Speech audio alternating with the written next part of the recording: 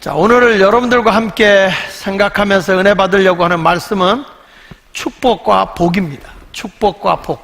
창세기 14장 14절에 보면 이제 아브라함이 조카를 이제 구하는 내용이 소개되어 있죠. 아브라함이 그의 조카가 사로잡혔음을 듣고 집에서 길리고 훈련된 자 318명을 거느리고 단까지 쫓아가서 16절에 보면 모든 빼앗겼던 재물과 자기의 조카 롯과 그의 재물과 또 부녀와 친척을 다 찾아왔다는 것입니다. 그러니까 그렇고 돌아와 보니까 이 소돔의 왕이 너무 기쁘잖아요. 그래서 아브라함을 환영하게 되고 또 아브라함에게 당신이 전쟁에서 차지했던 이 모든 재물을 다 당신에게 주겠다고 얘기해요. 그때 아브라함이 아니다, 전쟁에 한 해라고 들어간 경비만 너희가 부담해주고 내가 물질을 다 갖고 와서 부자가 됐다고 그러면 너희가 아브라함을 복되게 했다, 아브라함을 잘 살게 했다고 너희들이 뽐낼 거 아니냐. 그러나 나의 삶의 주권자는 하나님이라는 거예요. 하나님이 복을 준 거지 너희가 준 게 아니라는 거죠. 그래서 물질을 받지를 않아요. 근데 이때에 자기가 전쟁에서 승리한 것이 하나님의 은혜인 걸 알고 멜기세덱에게 가서 이 10의 1조를 드렸을 때, 이 11조라는 게 뭐냐면 모든 것의 주권이 하나님에게 있음을 인정하는 게 11조거든요. 그러니까 이 하나님께서 나를 이기게 하셨다, 우리를 지켜주셨다, 모든 것을 다시 되찾아오게 해주셨다는 의미를 가지고 제사장인 멜기세덱에게 10의 1조, 이때는 율법적으로 정해지기도 전이잖아요. 그런데 10의 1조를 하나님께 드렸더니 멜기세덱이 축복을 하는 거예요. 아브라함에게 복 받게 해달라고. 아브라함이 큰 복을 받거든요. 그래서 오늘 저도 여러분이 어느 곳에 가든지 늘 축복을 받고 복을 받는 사람이 됐으면 좋겠다, 그런 의미를 가지고 축복과 복이라고 하는 제목으로 함께 은혜를 받도록 하겠습니다. 첫째로 멜기세덱의 축복과 하나님의 복에 대한 말씀인데요, 오늘 창세기 14장 19절에 보면 자 이렇게 말하죠. 그가 아브라함의, 여기서 그는 누구냐면 멜기세덱이에요. 제사장인데 멜기세덱이 아브라함에게 뭐하여? 축복하여 이르되 천지의 주제시여 지극히 높으신 하나님이여 아브라함에게 뭘 주옵소서? 그러니까 여기서 멜기세덱이 하는 걸 보세요. 내가 아브라함에게 축복을 하니까, 복을 빌어주니까 내가 복을 빌어주는 대로 하나님이 응답해 주세요 라고 하는 게 복이요. 그러니까 하나님은 복을 주는 거죠. 성경에도 히브리서 7장 1절 이하에도 이렇게 말해요.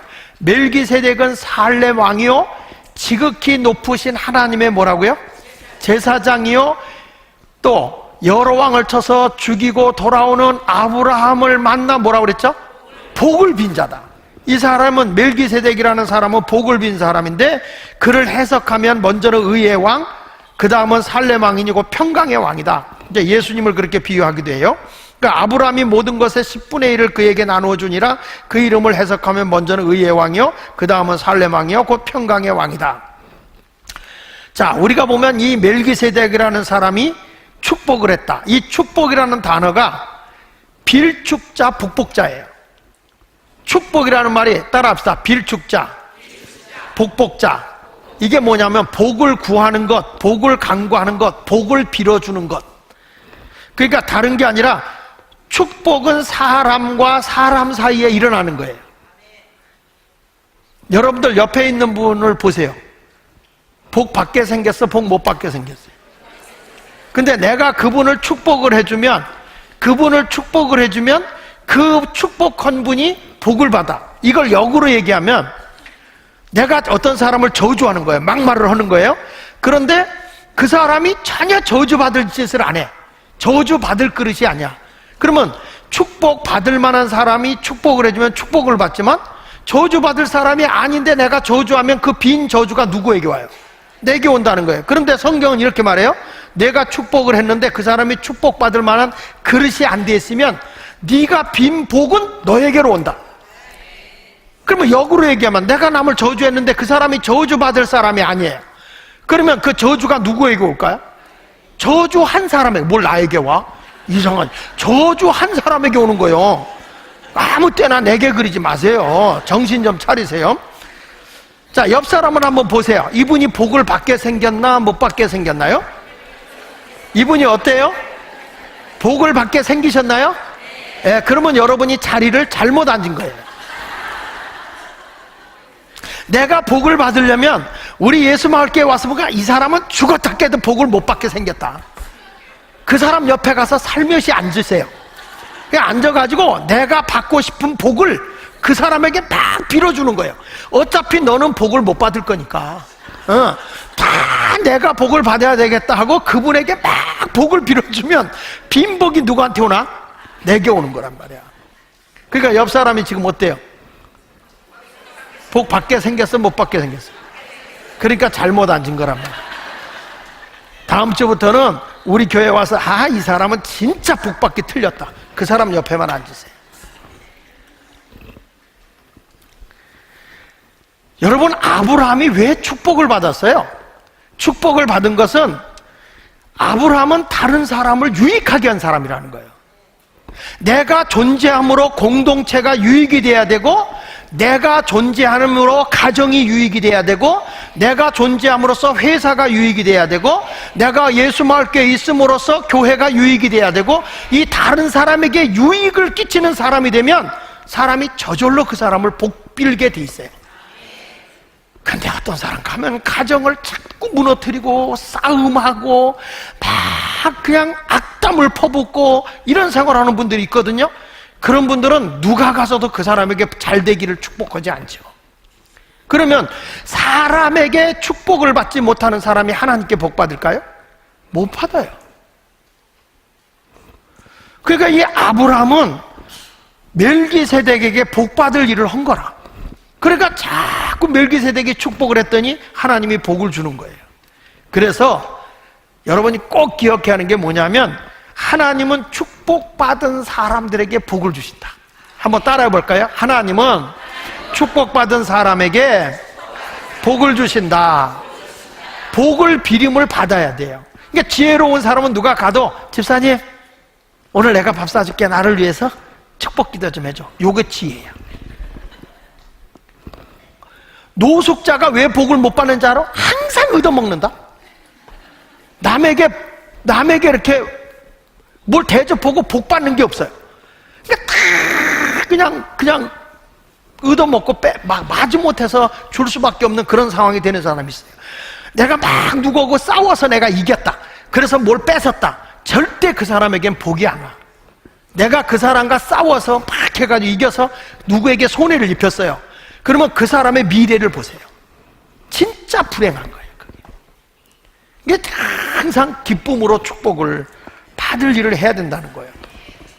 자, 성경에 보면 민수기 6장 23절에 이런 말씀이 나와요. 아론과 그 아들들에게 말하. 여기서 아론과 그의 아들은 누구냐면 제사장들이에요. 아론은 대제사장이고 그의 아들들은 제사장이고, 지금으로 말하면 주님의 종들이에요.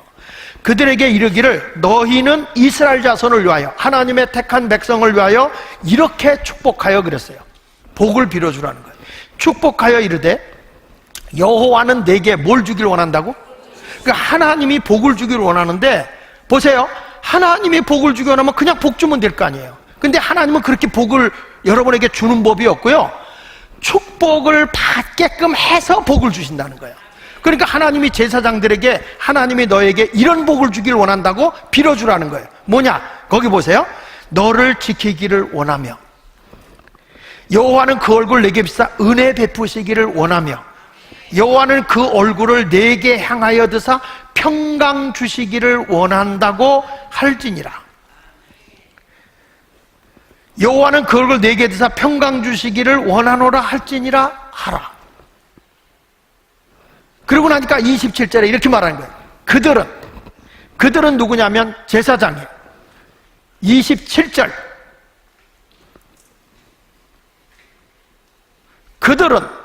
그들이 누구냐면 제사장들이. 제사장들은 이같이라는 건 뭐예요? 하나님은 너희를 지켜주길 원하며, 평강 주시길 원하며, 은혜 주시길 원하며 평강 주길 원한다는 그 하나님이 복 주길 원하는 것을 이같이 하나님의 이름으로 이스라엘 자손에게 뭐 할지니? 축복할지니. 복을 빌어줘라. 하나님은 널 지켜주길 원합니다. 하나님께서 당신에게 평강 주길 원합니다. 은혜 베풀어 주길 원합니다. 이렇게 축복할지니. 그랬더니 내가 하나님이 그들에게 축복을 받은 이스라엘 백성들에게 뭘 주리라? 복을 주리라.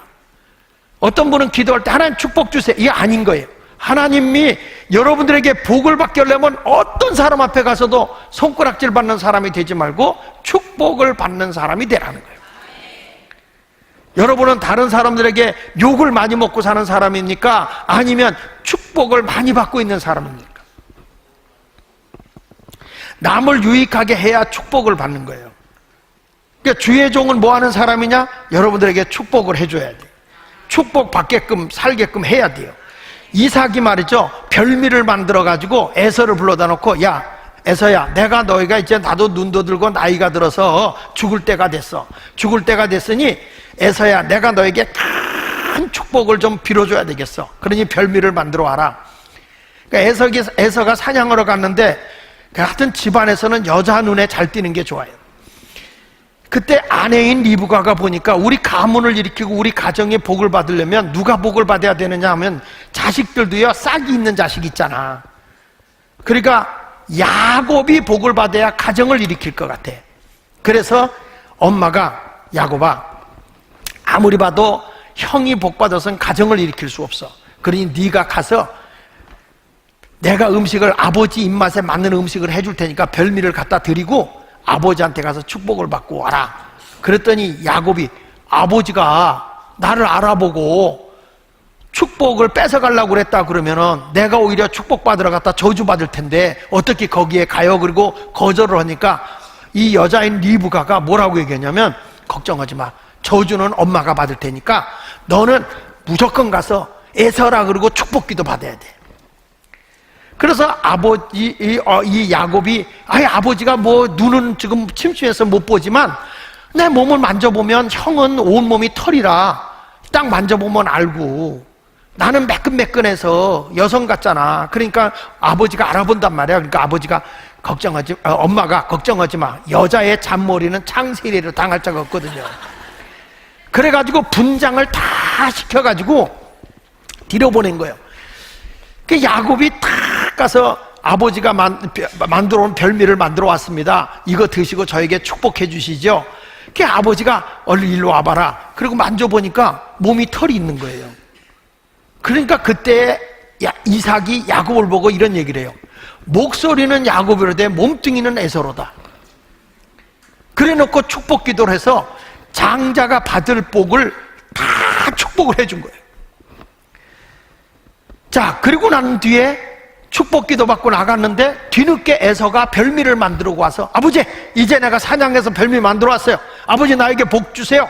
그랬더니 아버지가 부들부들 떨면서, 야, 방금 전에 와서 축복 기도 받고 간 건 누구지? 에서가, 동생이겠죠.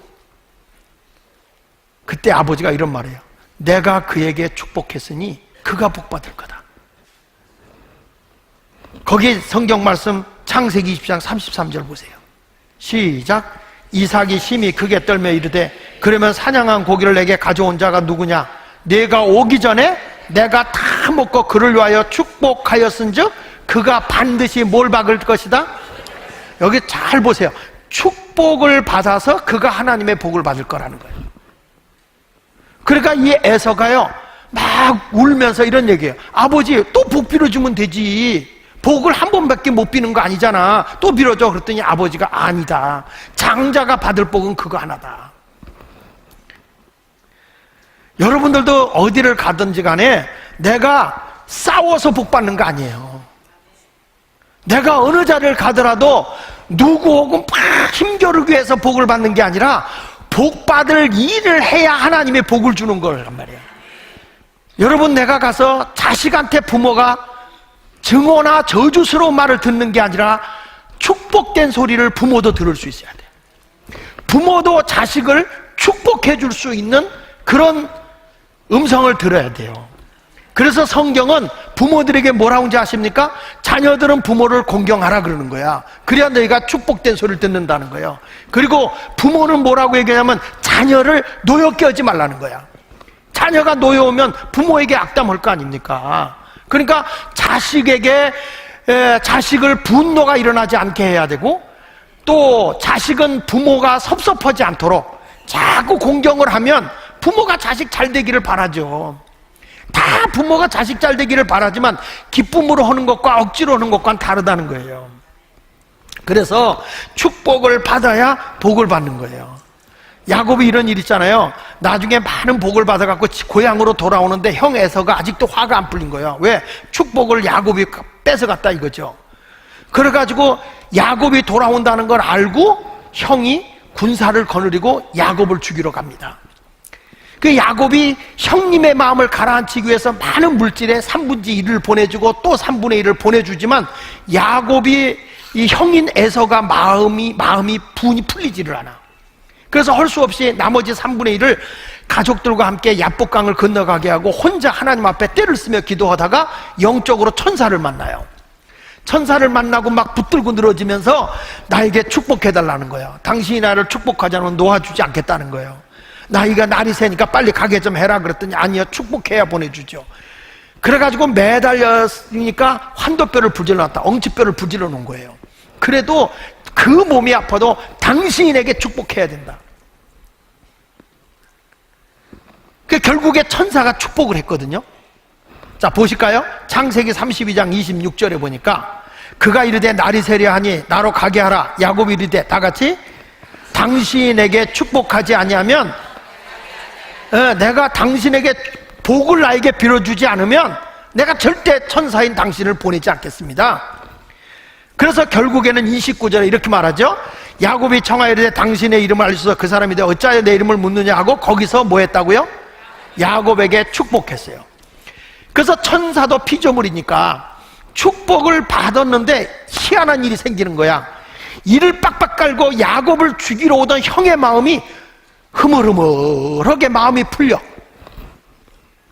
그리고 그 분노를 가지고 탁 왔는데 야곱을 보는 순간에 왜 그렇게 야곱이 불쌍한지. 그래서 야곱을 끌어안고 형님이 엉엉 우는 거야. 야곱아, 얼마나 고생했니? 너무 고생했구나. 네 얼굴을 보니 파김치가 됐구나. 뭐 야곱을 끌어안고 우는 거예요. 그때 야곱이 형님의 우는 형님을 향해서 이렇게 말합니다. 내가 형님의 얼굴을 보니 하나님의 얼굴을 보는 것 같습니다. 만약에 그때 에서가 분노와 증오와 살인하고자 하는 그 미움으로 꽉 차 있는 얼굴이었다면 절대 그 얼굴을 보고 하나님의 얼굴이라고 하진 않았을 거예요. 그 얼굴에 용서가 있어요. 그 얼굴에 사랑이 있어요. 그 얼굴에 남을 불쌍히 여기는 측은함이 있어요. 그것을 보고 형님의 얼굴을 보니 하나님의 얼굴을 보는 것 같습니다. 여러분, 축복을 여기서 받았는데 저쪽에서 나를 해하려고 하는 사람의 마음이 바뀌는 거예요. 진심으로 축복을 해줬는데 나를 사기치려고 하는 사람의 마음이 바뀌면서 내가 이래서는 안 되지. 우리 자녀를 누가 해하려고 했는데 그때 내가 축복을 했는데 희한하게 그 사람의 마음이 녹아지면서 그를 용서해줘. 이게 축복이라는 거예요. 축복은 복을 주는 거예요. 이런 설교하는데 자는 사람은 어쩌 자는 겁니까? 옆 사람하고 악수하면서 당신이 큰 복을 받는 사람이 되길 바랍니다 하고 축복 한번 해줍시다. 네, 자, 시작.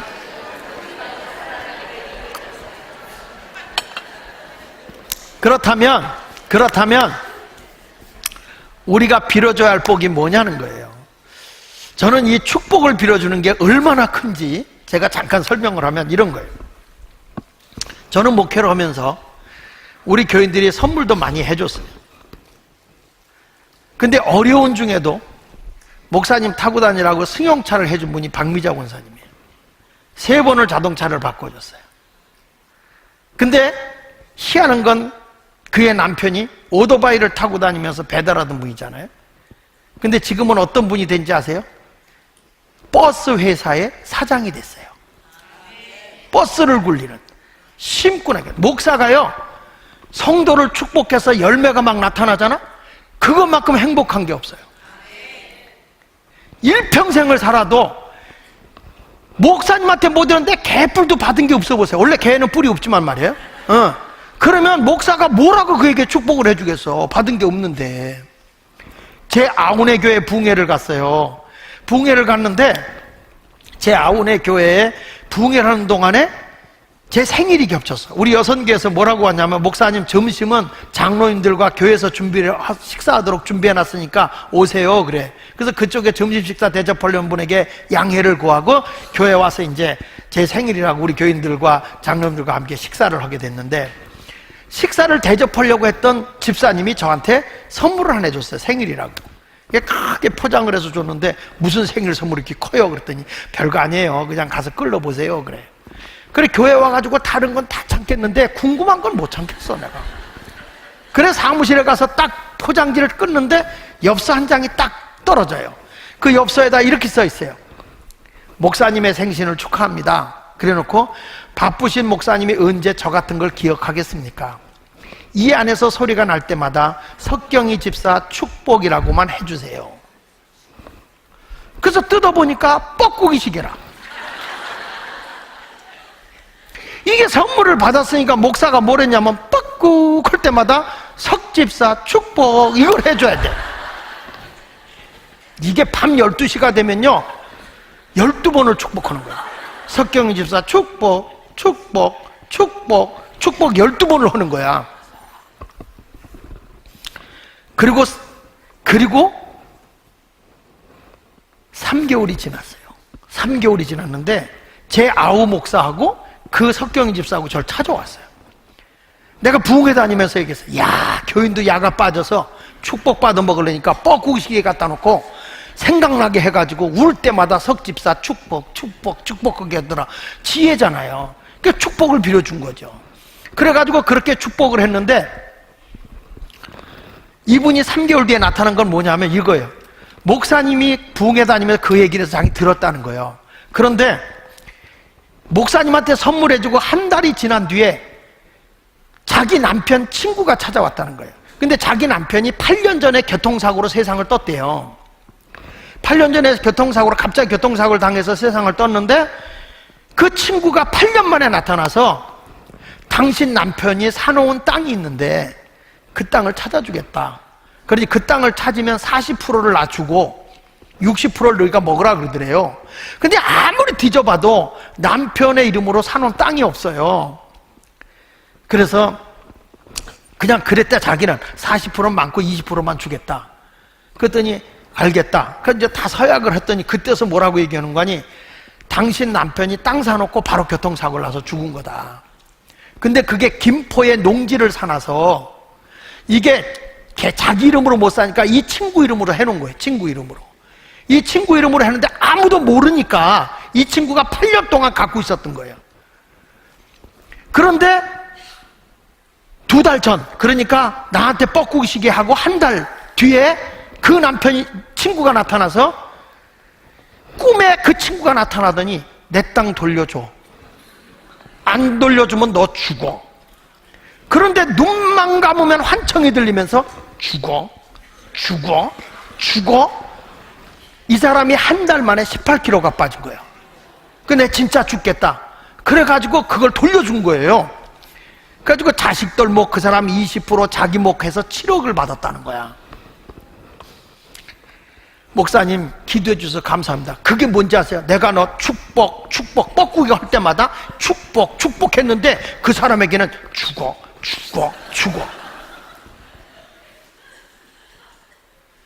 나는요 그게 우연이라고 보지 않아. 축복을 해줬더니 하나님의 복이 오는 거야. 그 전에, 그러고 나서 이제 꽤 오래됐어요. 오래됐는데 3년 전에 그 석경희 집사한테 전화가 왔어. 목사님 안녕하시냐고. 안녕하니까 내가 설교 전화 받지 않냐고. 근데 목사님, 그때 그 땅을 찾아오고 나서 얼마나 시댁 식구들이 돈을 뜯어가려고 그러고 힘들게 하는지 카나다로 이민 왔다는 거야. 밴쿠버로 이민 왔는데 하면서 쭉 얘기를 하면서, 목사님 계속 저희를 위해서 축복 기도해 주시죠? 그러길래 내가 안 했거든요. 그래서 미안하다고, 내가 축복 기도를 못했다고 그랬어. 그랬더니 아니 목사님 소리 날 때마다 축복 하라는데 그것도 못 해줘요. 그냥 그게 아니고 뻐꾸기가 돌아가셨다고. 시계는 가는데 뻐꾸기가 안 오는 거야. 그러니까 내가 생각을 못 한 거예요. 그런데 그걸 물어보니까 그제서 생각이 나서 뻐꾸기가 돌아가서 못했다고 그랬더니 그래요 목사님, 생각날 때마다 기도해 주세요 그러더니 카나다에서 뻐꾸기를 사서 보냈다. 근데 이 뻐꾸기가 얼마나 요란하냐면 시간이 되면 먼저 종이 먼저 울어. 땡땡땡땡땡땡땡땡. 제 아내가요 잠을 못 자겠다는 거야. 근데 요즘에 뻐꾸기 시계는 센서가 있어서 불 끄면 안 울거든요. 근데 이 사람은 일부러 센서 없는 걸 보낸 거야. 그러니까 이제 종이 울리가 잠을 못 자니까 어떻게 해? 종을 내가 테이프로 붙였어. 이렇게 묶어놨는데 이 뻐꾸기가 우는데 이 뻐꾸기가 얼마나 웃기냐면 메아리를 쳐. 그전 거는 그냥 뻑꾹 뻑꾹 그랬는데 이거는 뻑꾹 뻑꾹 뻑꾹 뻑꾹 뻑꾹 뻑꾹 두 번을 메아리 쳐. 그러면 밤 12시면요 36번을 축복해. 나는 여러분 이게 웃자고 하는 얘기가 아니야. 사람이 그 정도 사모함의 축복을 받으려고 함이 있어야 하나님의 복이 온다는 거야. 뭐 알아서 하겠지. 아니야. 어디 가도 축복을 받게끔 해야 된다니까요. 오죽하면 찬송가도 있잖아요. 불타는 이 가슴을 알아주세요, 말 못하는 이 가슴을 알아주세요 하면서 막 사모하면은 복을 받아. 야곱처럼 말이죠. 여러분은 지금 사람에게 욕먹는 사람입니까? 축복받는 사람입니까? 여러분은 순깍쟁이로 사는 사람입니까? 아니면 복받을 일을 하고 사는 사람입니까? 그렇다면 우리가 다른 사람을 축복을 빌어줘야 되겠는데, 복을 빌어줘야 되겠는데 어떤 복을 빌어줘야 되냐 했더니 성경에서 보니까 우리가 빌어줄 복은 첫째가 창대함이에요. 번영하는 복이에요. 따라합시다. 창대하고 번영하십시오. 성경에 보면 창세기 12장 2절에 하나님이 이렇게 말해요. 내가 너로 큰 민족을 이루고 내게 복을 주어 내 이름을 뭐하게 하리니? 하나님은 우리에게 창대하게 되기를, 창대한 복을 주겠다는 거죠. 그러면 창대한 복을 주고 싶어하는 하나님 아니십니까? 그렇다면 여러분들에게 옆에 있는 사람이 만나면 뭘 하냐면 나 큰 사람 되게 해줘, 나 하는 일마다 크게 잘 되게 해줘, 창대한 복을 달라고 이렇게 기도하라는 거예요. 하나님을 믿는 민족을 보면요 경제적으로, 문화적으로, 사상적으로 창대해져요. 독일의 그 종교개혁 후에 독일 민족이 굉장히 창대해지잖아요. 영국이 주님의 복음으로 똘똘똘똘 뭉치고 나니까 영국이라는 사회가 얼마나 창대해졌냐면 해 뜨는 데서부터 해 지는 데까지 전부 다 영국 국기, 유니온 잭기라고 그랬어요. 유니온 잭기. 이거는 뭐냐면 잉글랜드, 스코틀랜드, 아일랜드의 통치자인 그 당시의 왕인 제임스 1세의 이름을 따서 이 유니온 잭기라 이렇게 지금 보이죠? 이런 영국기가 있었는데 영국의 이 깃발이 해 뜨는 곳에서부터 해 지는 것까지 그냥 얼마나 땅덩어리가 컸으면 이렇게 했어요. 하나님을 잘 섬기면 이렇게 창대해지는 거예요. 나중에 이 청교도들이 미국에까지 건너가니까 미국을 창대하게 하는 거예요.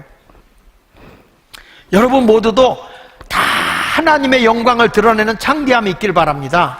근데 하나님 없이 창대해지면 대기업가들이 복받은 거겠죠. 그런데 하나님 없이 창대해지는 것은 곧 뭐냐면 이것은 기복신앙이에요. 기복신앙. 미신적인 신앙이에요. 우리가 크게 되고 창대하게 되는 목적이 뭐냐면 하나님께 영광이 되고 이웃의 유익을 위해서. 어떤 사람은 잘 크게 됐다 그러면 대기업 하는 사람들이 창대하니까 큰 복을 받은 거겠죠. 근데 그렇지 않아요. 여러분 역사적으로 보더라도 아무리 창대해져서 하나님을 잃어버리면 부패되고 잘못되어지게 돼 있어요. 그러니까 성경에 보면 사무엘하 16장에 보면 다윗과 압살롬이 나오는데 압살롬이 구태타를 일으켜서 아버지를 몰아내버리잖아요. 그리고 자기 아버지의 후궁들을 갖다 성폭행을 하잖아요. 여기서 뭘 깨닫냐면 자기가 아무리 창대하게 큰 사람이 돼도 하나님을 잃어버리면 폭군이 되는 거예요. 폭군. 여러분들이 하나님 없이 하나님 나 큰 사람 되게 해서 큰 사람 돼주세요 하면요 이게 미신의 신앙이 되는 이유가 이겁니다. 이 미신의 신앙이라는 거, 샤머니즘 신앙이라는 게 뭐냐면 내 정성과 내 힘을 써서 신의 마음을 감동시켜서 복을 받겠다는 게, 그게 미신의 신앙이에요. 나는 하나도 변화되지 않고 나는 바뀐 것이 없으면서 신의 마음만 감동시켜서 비나이다 비나이다 산신께 비나이다 태방신께 비나이다 뭐 해가지고 정성을 들여서 신의 마음을 감동해서 복 받는다? 이건 미신이에요. 근데 하나님이 주시는 복은 어떤 복이냐면 내가 복 받을 그릇이 돼야 돼. 하나님이 보실 때 내가 변화된 사람이 되었을 때 거기다 복을 주시는 하나님이에요. 그러니까 우리 하나님의 복은 내가 변화되고 새 사람이 되었을 때 복을 주는 거예요. 미신은 나는 하나도 변화되지 않았는데 신의 마음만 들면 복을 준다는 거예요. 그러니까 여러분, 미신의 신앙이 비인격적인 거예요. 근데 우리는, 기독교는 어떤 종교냐면 인격적인 거예요. 내가 새 사람이 돼야 돼. 내가 새롭게 변화되어야 하나님이 복을 주는데, 어떤 복을 주느냐? 창대한 복을 준다는 거예요. 여러분, 내가 창대해져도 하나님을 잃어버리면요, 그건 다 쇠퇴하는 거예요. 그러면 하나님이 우리에게 창대하게 주는 복이 뭘까? 내가 농사를 져서 농사가 창대하게 됐다. 내가 사업을 해서 사업이 크게 번성하고 창대해졌다. 이런 것들은 다 하나님의 영광을 위해서 해야 되고 이웃을 위해서 해야 되는 거예요. 성경이 이렇게 말합니다. 신명기 24장 19절 이하에 보면, 내가 밭에서 곡식을 벨 때 그 한 무칠 밭에 잃어버렸거든 다시 가서 가져오지 말고 나그네와 고아와 가부를 위하여 남겨두라. 그리하면 내 하나님 여호와께서 내 손으로 하는 모든 일에 복을 내리시리라. 농사를 졌어요. 근데 내가 어쩌다가 수확해 놓은 거를 떨어뜨리고 빼먹고 왔어. 그럼 뭐라는 거니? 잃어버렸으면 그냥 놔둬. 그래서 가난한 사람들이 거둘 수 있도록 해줘라. 항상 농사를 져도 내가 어떤 일을 해도 가난한 사람을 배려하는 거예요. 자, 그 다음에 또 보시면, 내가 감람나무를 떤 후에 그 가지를 다시 살피지 말고 그 남은 것은 객과 고아와 가부를 위하여 남겨두며, 내가 내 포도원의 포도를 떤 후에 그 남은 것을 다시 따지 말고 객과 고아와 과부를 위하여 남겨두라. 너는 애굽 땅에서 종되었던 것을 기억하라. 이러므로 내가 네게 이 일을 행하여라 명령하노라. 하나님 보십시오. 언제나 농사를 져도 가난한 사람을 배려하는 거예요. 과일을 땄다? 아주 그냥 다 딸라고 그러지 말고 일부 남겨둬라. 내가 딸 만큼 땄는데 그냥 그 다음부터 뒤돌아보지 마라. 남아야 다른 사람이 먹을 거 아니냐. 그 다음에 신명기 23장 24절로 25절에 보면요, 같이 읽어볼게요. 시작. 내 이웃의 포도원에 들어갈 때에는 마음대로 그 포도를 배불리 먹어도 되느니라. 그러나 그릇에 담지는 말 것이요, 내 이웃의 곡식밭에 들어갈 때에는 내가 손으로 그 이삭을 따도 되느니라. 그러나 내 이웃의 곡식밭에 낫을 대지는 말지니라. 여러분, 이게 무슨 법이냐면 율법에 의해서 보면은 그 안식일을 거룩하게 지키는 법이 미슈나라는 법이에요. 그런데 사람이 이웃을 사랑하고 가난한 사람을 위해서 쓰도록 살게 하는 법은 그게 폐압법이에요. 폐압법. 지금 이게 폐압법인데, 내가 어떻게 하냐면 농사를 졌어, 이삭이 떨어져 있어, 일부를 남겨놨어. 그러면 그들이, 가난한 자들이 논에 가서 수확할 수 있도록 하고, 열매 같은 것들도 싹 긁어오지 말고 그들이 먹을 수 있을 만큼 남겨두라는 거예요. 요즘으로 말하면 이런 거예요. 대기업이 중소기업 거 싹 먹어도 안 되고, 중소기업이 서민들이 살아갈 수 있는 가게까지 흡수해서 다 먹어버리면 안 된다는 거예요. 그러니까 저들이 살 수 있는 것만큼 남겨두라는 거예요. 이게 성경입니다. 그러니까 여러분, 왜 내가 번영하느냐? 나만을 위해서가 아니에요. 나누기 위해서 번영을 하는 거예요. 그러니까 여러 다른 사람한테 자꾸 복을 빌어줄 때 창대하시고 번영하십시오. 하나님께서 당신을 창대하고 번영하기를 원합니다. 그 이유는 왜 그러냐?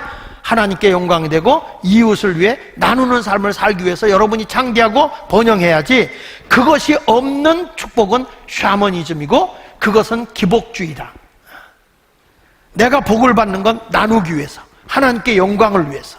그래서 여러분 모두가 다 옆에 사람에게 복을 빌어주는데 창대해지길, 복을 빌어주시길 바랍니다.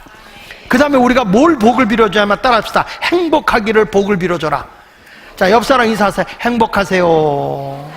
행복하세요. 하나님은요, 여러분이 행복하기를 원하세요. 신명기 10장 13절에 보면 다 같이 내가 오늘 내 행복을 위하여 내게 명하는 여호와의 명령과 규례를 지킬 것이 아니냐. 하나님은 여러분이 행복하기를 원해요. 여러분, 행복이라는 건 그 사람 목소리만 들어도 즐겁고 기쁜 거예요.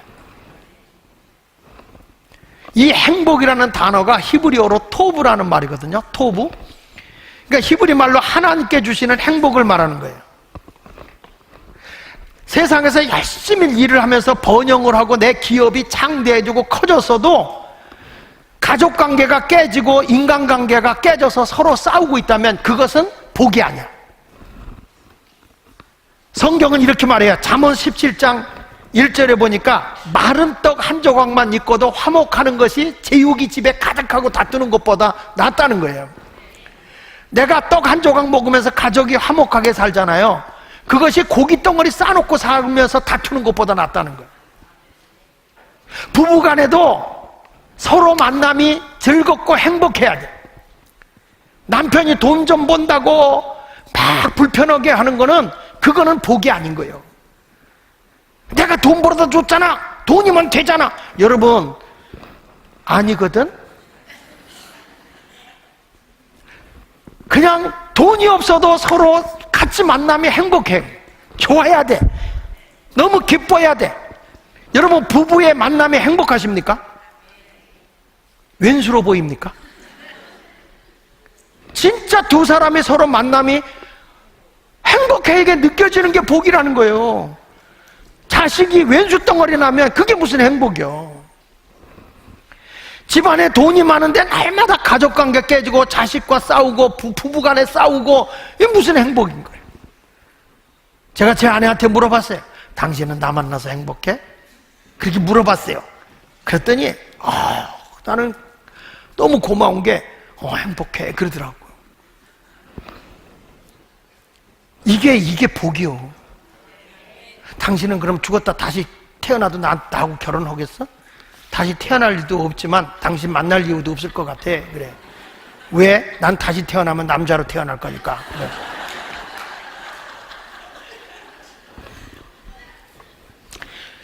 행복.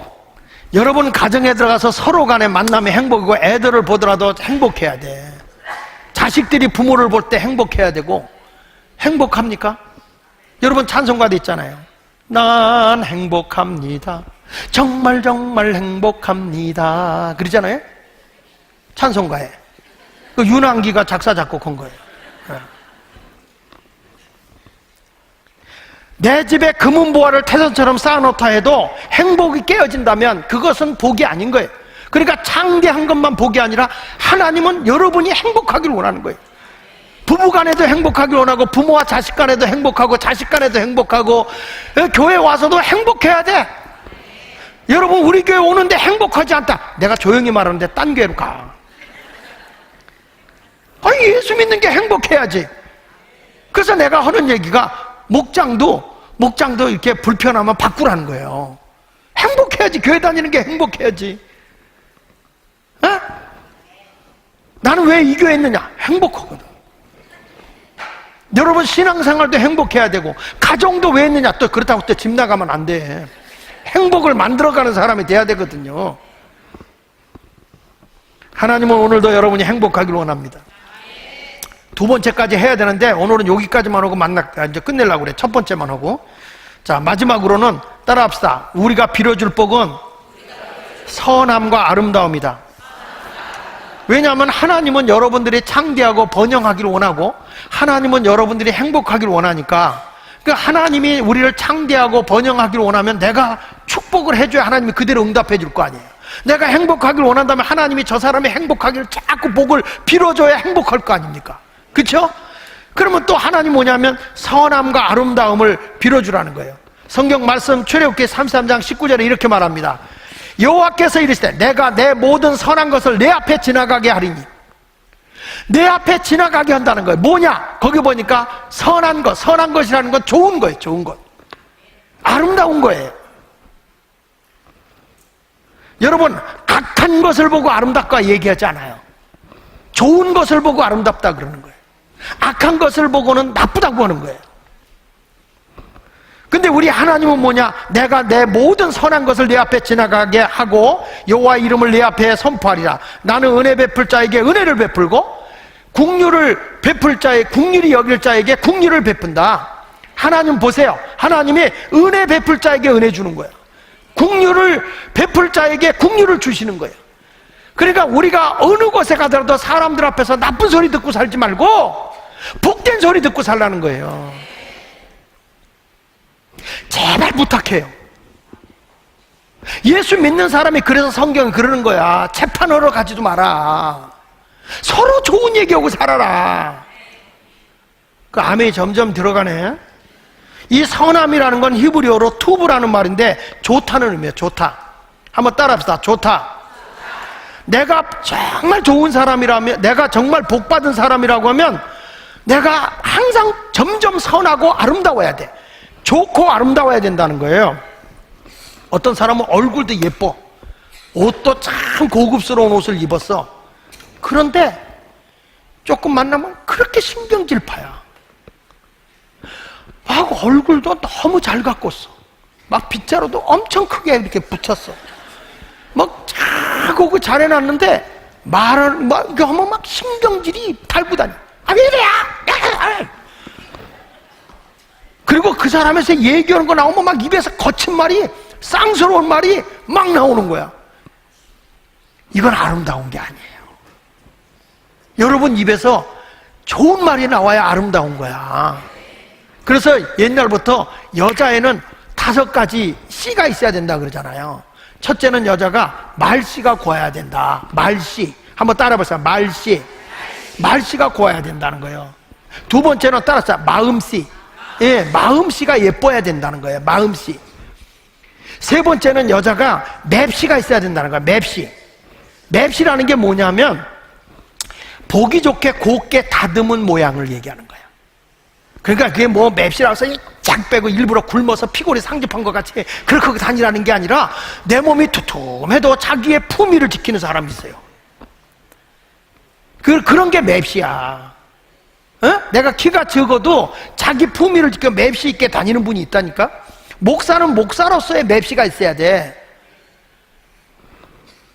여러분 조폭은 조폭답게 하고 다닙니다. 그러니까 저 사람 딱 얼굴만 봐도 행동가짐만 봐도 조폭이라는 게 딱 나와요. 하고 다니고. 이렇게 남의 호객행위 하는 여자들은 보여요. 옷 입는 거 여기다 막 바른 거 뭐 이런 거부터 보면 다 보이잖아요. 아, 저 사람은 정상적인 사람이 아니구나. 이게 다 보이잖아요. 근데 우리 믿는 사람은 품이 있는 맵시가 있어야 돼. 그 다음에 여자는 뭐가 있냐? 네 번째는 솜씨요. 여자가 반찬을 해도 좀 솜씨 좀 있어야지. 아, 어느 집에 신방 갔는데 인간적으로 못 먹겠어. 그래도 맛있죠? 그래서 그냥 예, 맛있어요. 왜냐하면 매운맛도 있고 짠맛도 있고 싱겁맛도 있긴 있으니까 맛은 있어요. 그래. 여자가 솜씨가 있어야 돼. 그 다음에 이제 5번째가 뭐냐면 글씨. 그러니까 여자들의 글씨가 휘둘러 쓰는 게 아니라 이렇게 좀 정성스럽게 쓰는 글씨가 아름다운다. 그런 얘기 있어요. 근데 요즘에는 사람들이 이상하게 그런 걸 그렇죠. 이 글씨를 빼버리고 섹시 이렇게 썼더라고요. 예, 그건 아니에요. 그건 아니고 우리가 이러한 모든 것을 보면 사람의 아름다움이 다 풍겨 나오는 거거든요. 여러분은 어디를 가더라도 내 생각과 내 마음이 하나님의 진리의 말씀으로 다듬어지면요 아름다운 사람이 됩니다. 그래서 참 그 사람 얼굴이 아름답다라고 하는 게 얼은 뭐냐면 영적인 상태, 정신이에요. 굴은 뭐냐? 꼴이에요. 꼴. 그러니까 모양. 저 사람의 얼굴에 보면 그 정신과 얼굴에서 나타나는 거예요. 혈기가 있는 사람은 얼굴로 나타나요. 분노가 있는 사람 얼굴로 나타나요. 착한 사람은 얼굴만 봐도 착한 줄 알아요. 불평 있는 사람 얼굴만 봐도 불평 충만 이렇게 써 있어요. 사람의 얼굴이 굉장히 중요한 거예요. 벌써 병이 있는 사람 뭘로 나타나요? 얼굴로 병색이 나타나요. 임신한 사람 뭘로 나타나요? 몰라? 임신해서 얼굴만 봐도 알아요. 얼굴이 벌써 뜬 거예요.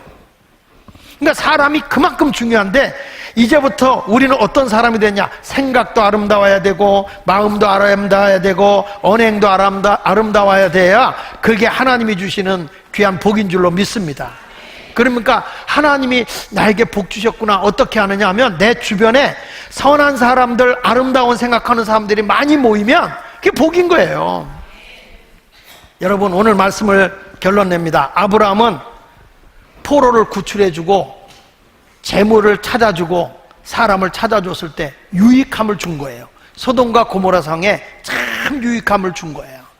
그러니까 이 사람을 뭐 했냐면, 멜기세덱이 아브라함을 축복하고 소돔 왕이 아브라함을 축복하는 거예요. 그러니까 축복을 하니까 하나님의 복이 임하는 거죠. 제가 설교를 다 못하고 두 번째는 다음 주로 넘기겠습니다. 여러분 모두가 축복받는 사람이 되길 바랍니다. 여러분들이 축복을 받으면 하나님께 복을 받습니다. 존 맥스웰 목사님이 위대한 영향력이라는 책에서 이런 글을 남겼어요. 같이 한번 읽어볼게요. 시작. 인생의 최고 업적은 남에게 유익을 끼치는 거예요. 다시 한번 읽어봅시다. 시작. 인생의 최고 업적은 남에게 유익을 끼치는 것이다. 내 인생의 가장 위대한 업적이 뭐냐? 상대방에게 유익을 주는 사람이 되는 거예요. 그럴 때 여러분 모두가 진정으로 하나님께 복을 받을 수 있는 거죠. 다른 사람이 나에게 축복을 해주지 않는다고 한다는 것은 내가 다른 사람을 해롭게 했다는 거예요. 다른 사람을 유익하게 하면 그 사람 잘 되기를 그렇게 바라는 거예요. 여러분 모두가 이제 유익을 주는 사람에 대해서 축복을 받음으로 하나님께 복을 받는 성도가 되시기를 축원합니다. 하나님은 다이렉트로 복을 주지 않아. 사람이 사람에게 축복을 해줘야 그 소리를 듣고 복을 주시는 하나님이다. 이걸 꼭 기억하시고 승리의 삶 살아가시길 축원합니다. 여러분, 성경에 보면 자녀들은 부모를 공경하라고 합니다. 부모의 마음이 섭섭하면 자녀를 축복할 수가 없어요. 또 부모들에게 말합니다. 자녀를 노엽게 하지 말라고요. 자녀의 마음에 분노가 일어나면 절대 자녀가 부모를 축복할 수 없어요. 여러분, 우리가 사람과의 인간관계에서도 절대로 사람의 마음에 분노를 일으켜서는 안 돼요. 남을 헐뜯고 남을 비방하고 남을 괴롭히는 사람이 되어서는 내가 상대방을 통해서 축복을 받을 수가 없어요. 축복이 없는 삶을 살아가는 사람이 하나님께 복을 받을 수는 없는 것입니다. 하나님, 이제부터 우리 사람들을 통해서 축복받는 내가 되게 하시고, 사람들을 통해서 내가 창대하고 내가 크게 번성하기를 원하며, 사람들을 통해서 내가 행복하기를 원하며, 사람들을 통해서 내가 선하고 아름다운 사람 되기를 축복받는 사람이 되어 하나님이 주고자 하는 그 복을 받게 해달라고 우리 다 같이 한 음성으로 기도하겠습니다. 기도합시다. 할렐루야. 살아계신 하나님 아버지, 은혜와 사랑을